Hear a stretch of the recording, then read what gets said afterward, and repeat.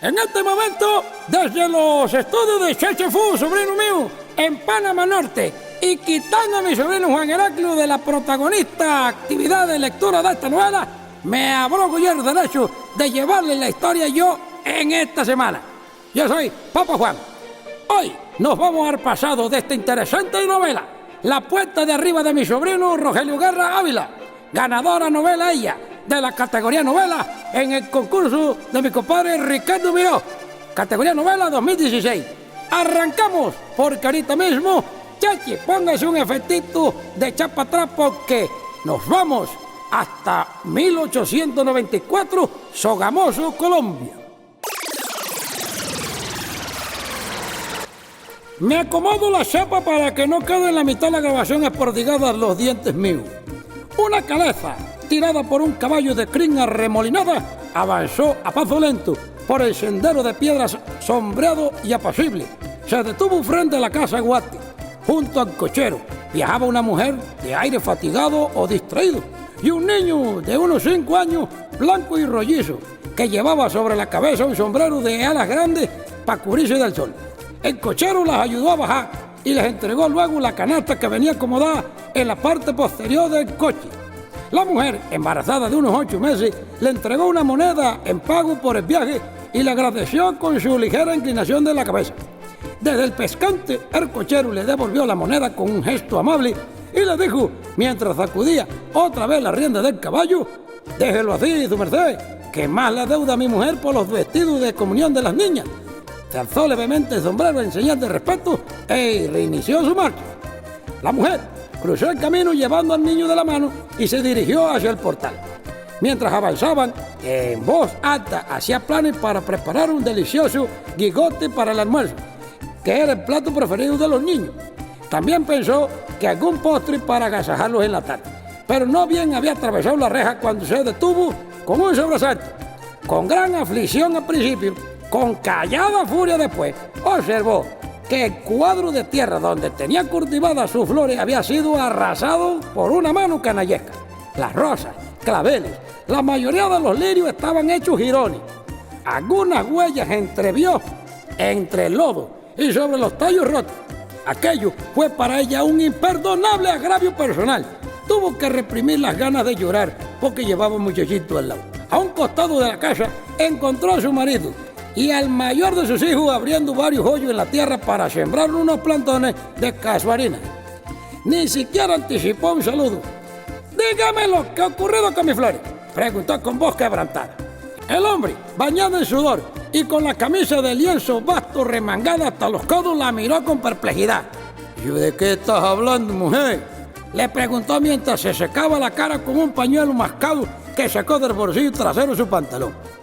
Ella les contó acerca de la devastación de sus flores, de la hazaña con que habían sido pisoteadas todas hasta echarlas a perder. El hombre la escuchó sin ningún asombro. Pensó que solo eran aspavientos mujeriles y continuó golpeando la tierra con sus zapapicos. «Debieron ser los perros», dijo sin mirarla. «Me contaron que hay una jauría alborotada en lo de la choperera, que se comen las gallinas por las noches y ya han matado ya una oveja».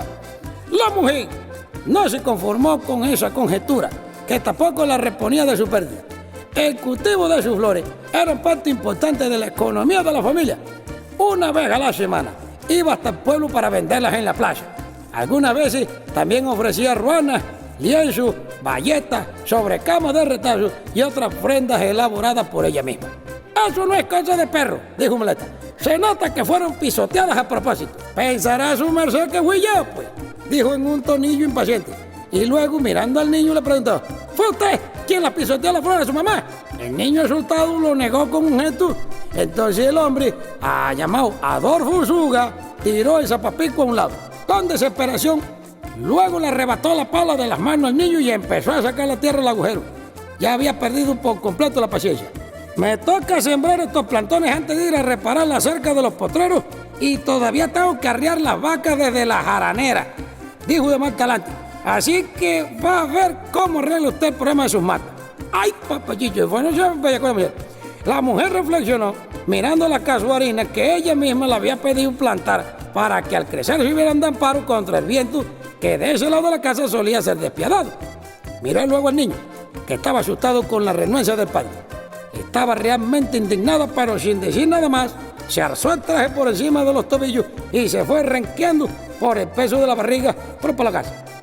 Se llamaba Marta Lalinde. Era la hija única de un matrimonio payanés que había adquirido mediante subasta pública aquella casa grande y señorial en las afueras de Sogamoso, hacia los mediados de 1853. Recién había cumplido los 7 años cuando ambos padres fallecieron devastados por los estragos de la viruela contraída durante un desafortunado viaje por España. La pequeña Marta, quien sorprendentemente resultó inmune al contagio, fue llevada de regreso a Popayán por una hermana de la finada, quien se hizo cargo de ella, la crió junto a una tropa de primas bellas y atolondradas, y donde vivió hasta que contrajo un matrimonio con Adolfo Usuga, el mayor de una familia de estacioneros notables del cantón de la Guatavita. La casona de los Lalinde en Sogamoso permaneció abandonada durante varios años hasta que a inicios de 1893 los apuros económicos obligaron a Marta a tomar posesión de la propiedad dejada por sus progenitores. Los innumerables conflictos bélicos y la zozobra financiera habían llevado a la ruina a más de una familia en el país. La magna hacienda Tarapacá de los Usuga Hoyos en Guatavita no escapó de la malaventura y fue rematada entre sus rapaces acreedores. Sin tierra, sin animales de criadero y sin hogar, Marta Lalinde se vio entonces forzada a recurrir al patrimonio de su familia, aunque en contra de la voluntad del petulante esposo. Fue así como se establecieron con los suyos en Sogamoso después de casi 34 años de ausencia. Las tierras baldías, dehesas, maizales y torrenteras que formaban parte de la vasta heredad habían permanecido todo este tiempo sometidos a la buena voluntad de Dios y de la naturaleza. La vieja edificación, casi perdida entre matas de plátano y totumos silvestres, revelaba con drama los estragos del abandono. Pero en pocos meses, y con sacrificios demasiado amargos, consiguieron hacerla nuevamente habitable. Volvieron a guarnecerla con los saldos de las malogradas haciendas de Guatavita y levantaron otra vez las huertas y los potreros que con mucho esfuerzo apenas daban lo suficiente para vivir y mantener a la familia. Marta era alta, rigurosa, de cabellera undivaga y ojos compasivos, un bombón para su época. Había en sus gestos una formalidad congénita, una serena apatía por las cosas. Era una mujer colmada de manías delicadas y aún con la vida dura y el descuido sabía defender su belleza. De su matrimonio con Adolfo Usuga, sucedido 10 años atrás, habían tenido 2 hijos y estaban a la espera del tercero. Al primer año de casado, un embarazo mal logrado le negó la dicha de una hija, a la cual heredarle su pasión por la cocina y la costura. Pero al año siguiente, y aún contra el pronóstico, nació Calixto, que era un niño retraído y callado, y quien desde el primer momento habían revelado un singular interés por el dibujo. Al contrario de él, Jacobo, de 5 años, era locuaz, avispado y singularmente tosco, como el padre. A los 41 años, cuando ya no le esperaba posible, aquel nuevo embarazo le devolvía la esperanza de parir la niña que tanto anhelaba. Ella no necesitó de que transcurriera el primer mes después de su boda para entender que se había casado con el hombre equivocado. ¿Acaso lo supo desde siempre, pero por negligencia o quizás por apatía se dejó llevar mansamente por la férrea voluntad de sus tíos, quienes tenían concertados los matrimonios de todas sus hijas desde que nacieron, incluso el de ella, y solo con herederos de las familias grandes de esa época? Aquel siniestro plan de maridaje, concebido hasta en sus detalles más íntimos, fue cumpliéndose conforme sus primas estuvieron en edad de merecer. Marta fue la última en consumar su compromiso y lo hizo aún sabiendo que no amaba a Adolfo Usuga, que no lo había amado nunca y que de seguro no llegaría a amarlo jamás. Y porque se le ocurrió pensar que además de complacer a sus tíos, podía de alguna manera arrancarse el dolor que guardaba por el hombre al que, a pesar de haber muerto, todavía seguía queriendo y vanamente seguía esperando. Y dicen que no hay amor en el mundo. Por esos días, Pocos en Guatavita ni en Popayán se percataron de los amores furtivos de Marta Lalinde con un fuereño. Ni siquiera quien finalmente la desposó frente al altar supo en algún momento que ella hubiera sido capaz de abandonarlo todo y revocar cualquier compromiso previo con tal de casarse con otro hombre. Ese otro hombre se llamaba Salvador Logroño. Había llegado desde Carta a veranear en la hacienda Tarapacá, atendiendo la gentil invitación de la familia Usuga. Se celebraban las fiestas patronales de Guatavita y coincidentemente Marta y sus primas eran también huéspedes de la familia. A él le bastó con verla para entender que lo único que quería en su vida era casarse con ella. Esa misma tarde la acompañó a presenciar un concierto de bambucos y pasillos ejecutados por la banda del pueblo, en la cual Adolfo Usuga tocaba el trombón. Fue poco lo que conversaron en esa ocasión, intimidados por el grupo de primas díscolas que celebraban entusiasmadas las aptitudes de Adolfo por la música. Pero fue suficiente para que algo fuerte e inesperado surgiera entre ambos. Desde esa tarde estaban perdidamente enamorados. Marta era una muchacha cabal y de una obediencia sumisa. Siempre se cuidó de ceñirse a los gustos y caprichos de sus tíos. Pero a pesar de que aquellos amoríos hubieran sido un escándalo dentro de un círculo social que condenaba tales deslices, no sintió temor de que la juración fuese descubierta. Estaba dispuesta a asumir todas las consecuencias de enfrentarse a cualquiera e incluso confesarlo a quien se lo preguntara. Sin embargo, finalmente aceptó la cálida solicitud de su amado de mantener en secreto su amor por una lógica consideración hacia su amigo de la infancia, hacia el prometido traicionado. Los tíos, tras descubrir los malignos devaneos de la muchacha con quien no correspondía, hicieron cuanto estuvo en sus manos para convencerla de que aquello no era más que un espejismo y que su matrimonio con Adolfo Usuga debía llevarse a cabo cual lo pactado. «Debes convertirte en una Usuga», le dijo el tío con vehemencia. «No hay mejor partido en todo el departamento que ese muchacho, que algún día será dueño de tierras y haciendas.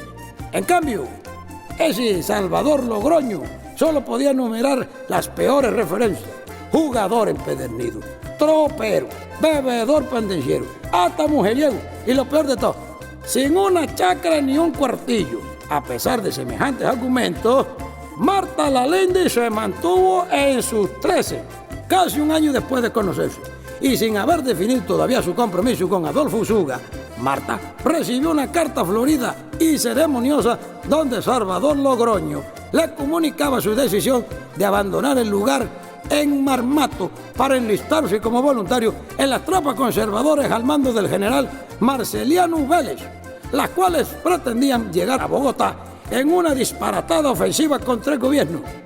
Eso fue durante los combates civiles de noviembre del 76. La carta fue al poco tiempo alcanzada por un telegrama urgente donde se informaba que Salvador Logroño y otros 1.600 soldados rebeldes habían caído en la llanura de Garrapata, en Tolima. Marta arrugó el papel entre sus manos antes de derrumbarse.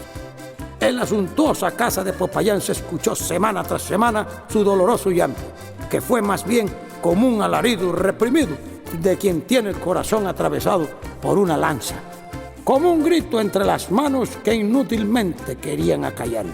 A Adolfo Usuga, quien ignoró siempre el luto secreto de su prometida, le tomó casi 8 años convencerla de que les era imperioso cumplir el pacto concebido entre ambas familias. Tenía que aceptarlo en matrimonio a como diera lugar. Él había sabido esperarla con paciencia, sin hacer caso a los rumores de que la gente hablaba, ni a la sospecha de los suyos, que ya hablaban de una renunciación. En algún momento, Marta volvió a recibirlo en la casa con mayor frecuencia, por primera vez con la familiaridad de novio formal. Entonces, el tratamiento se hizo íntimo, aunque ella seguía sintiéndose lejana y apática. Una tarde, los tíos esperaban a Adolfo Usuga en la sala. Lo abrazaron felices y fijaron finalmente la fecha del himeneo. Hubo que destapar una botella de ajenjo y ordenar algunas viandas a la cocinera. Marta Lalinde lo aceptó, y ya no por complacer a los tíos en su absurdo compromiso de honor, sino por voluntad propia. Ella ingenuamente quiso creer en la llegada del amor íntimo. Empezó entonces para ella una vida distinta, una vida de esposa, permisiva y complaciente, de madre amorosa. Esa vida de rutinas, de frívolo maridaje, de aceptación y soledad, a veces atroz y con escasas satisfacciones, pero siempre convencida de que era lo que el destino tenía escrito para ella. Con la pérdida de su primer embarazo, en la Tarapacá se lloró y hubo indignaciones feroces, culpas y justificados o injustificados reproches. Aunque Adolfo compartía su dolor, encontraba superfluo el luto de Marta por la niña no nacida y hasta hubiera preferido que su padecimiento fuera por dentro. Era penoso presenciar su exagerado retraimiento. La mayoría de las veces la encontraba extraviada en alguna habitación vacía mirando al aire como si viera cosas.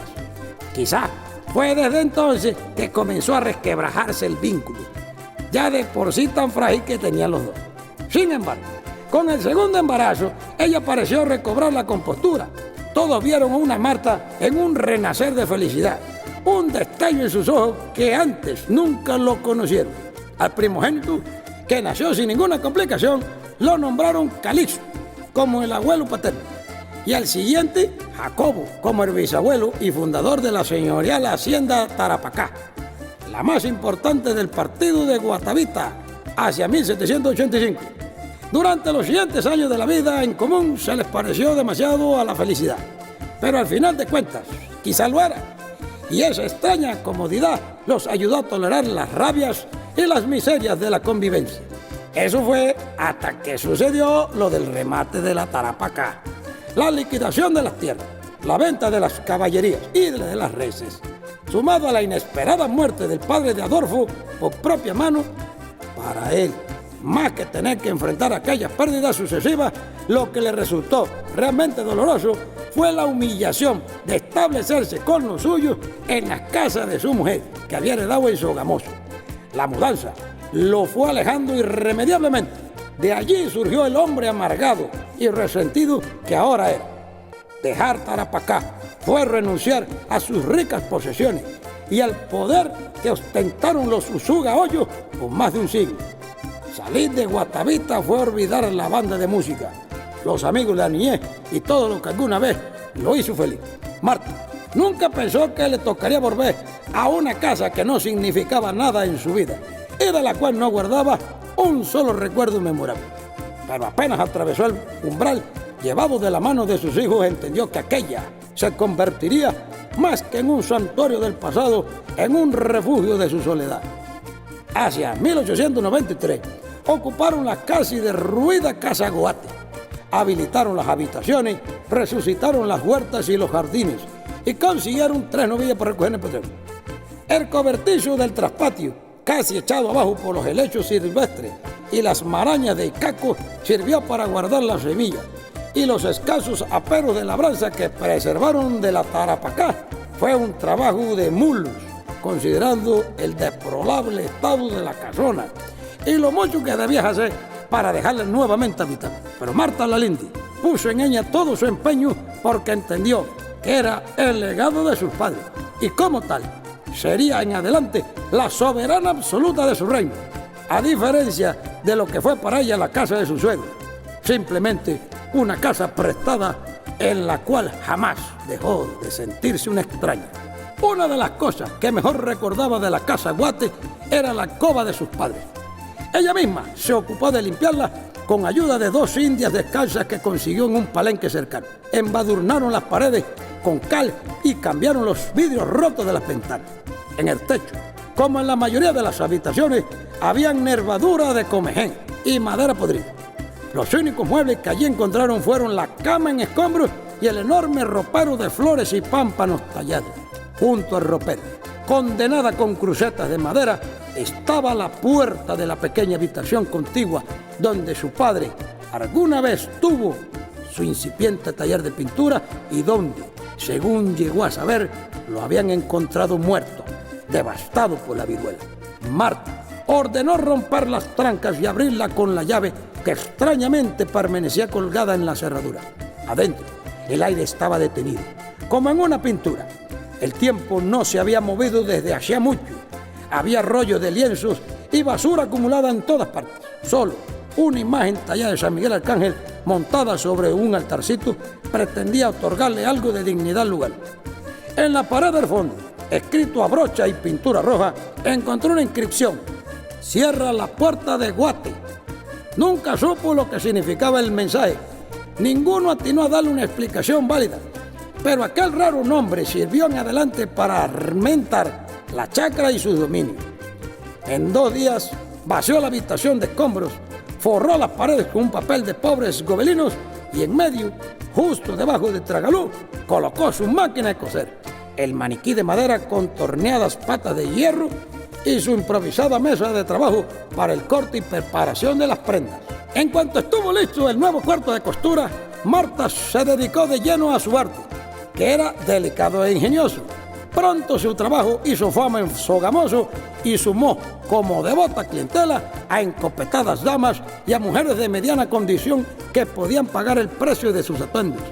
Aceptaban sus sugerencias y elogiaban su aptitud para la fina modistería. En muchas ocasiones, las clientas de clase alta llegaban al taller llevando finos patrones copiados a la usanza parisina, telas y accesorios importados que compraban en los barcos llegados de Europa y exigían exclusividad en el diseño pagando para ello un monto adicional. Marta las complacía con amabilidad y paciencia y supo administrar su negocio de una manera muy inteligente, aún sin el consentimiento de su marido huraño, receloso y resentido, para quien ninguna mujer, y mucho menos la suya, tenía derecho a buscar la prosperidad por sí sola, así fuera superflua, mientras tuviera en el hogar un hombre que sirviera de sustento y de pilar. Así lo había aprendido. A Marta le tocaba simplemente supeditarse a la voluntad del jefe del hogar. Aquel día del incidente del jardín, mientras cenaban la cazuela de gigote, Adolfo Usuga la increpó muy disgustado por la manera tan altanera como lo había cuestionado al respecto, como acusándolo. Marta, con su tersa bondad, negó que esa fuera su intención, pero no se disculpó. La justificaba el dolor por la ruina de sus flores y la pérdida de dinero que ya no obtendría con su venta. Toda una fortuna, seguro, dijo Adolfo Usuga con sarcasmo. Comía con los codos apoyados sobre la mesa y la cara encima del plato, como no le habían enseñado, pero así como se acostumbró a hacer desde que empezó a pastorear sus amarguras. Marta la Lindy no solía sufrirle sus insolencias.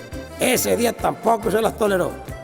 Mis flores y mi costura ayudan a sostener los gastos de esta casa, que sabe bien que no son pocos, dijo, sin perder la compostura y la dulzura en su voz, mientras servía papas saladas a los niños que comían en silencio. Pensé que ya sabía eso, le dijo ella, ¿no? Adolfo la miró por encima del plato con el tenedor a medio camino, luego partió un trozo grande de solomillo, lo batió con la manteca sin ningún cuidado y se lo llevó luego a la boca. Te gusta recordarme que esta es tu casa y que pagas sus gastos, ¿no? Te deleita la ofensa. Con el trozo de cerdo apretado contra la mejilla izquierda dijo eso. Luego tragó el bocado con apuro para hablar mejor. Otra cosa muy distinta hubiese sido en la Tarapacá, en mis tierras, en mis dominios. Mis hijos aprenderían a jinetear, a manejar el lazo, a arriar con el chiflido y el grito. Serían dueños y señores de su propia heredad, la de mi familia. ¡Ay, papá Gigi! Ella dejó de comer y colocó lentamente los cubiertos sobre el plato. Aquí también serán los dueños y señores de esta tierra, dijo, todavía con calma. En Guate pueden tener lo mismo que no tuvieron en la Tarapacá. Así es, puros ripios, dijo el hombre. Puede ser poco, pero es más de lo que le quedó a los Usuga, dijo Marta. Ya la cosa está cogiendo un color de amigo, compa. Y ya con menos frialdad, casi hiriente se lo dijo. Algo iba a decir Adolfo, levantó la punta del tenedor hacia ella, como con una amenaza. Pero no dijo nada porque en ese momento escucharon pasos en el piso superior. Alguien se paseaba de un lado al otro en el comedor. Llegaban a las habitaciones y después al pie de la escalera y volvían. Eran pasos adustos y espaciados, pero al subir no hallaron a nadie. Eran los pasos de nadie. Y con esta inesperada, medio que pelea en el comedor, voy cerrando yo, el Papa Juan, mi interpretación y aporte en la lectura de La Puerta de Arriba, de Rogelio Guerra Ávila. Premio Nacional de Literatura Ricardo Miró, novela 2016. Este es su segmento Historias Panameñas, a la luz de la guaricha. Y desde el estudio de Cheche Fu, sobrino mío casi ahijado, me despido. Hasta la próxima. Sigan en sintonía. Dice mi sobrino, ¿de quién lo aprendió? De mí, pues. Ahí.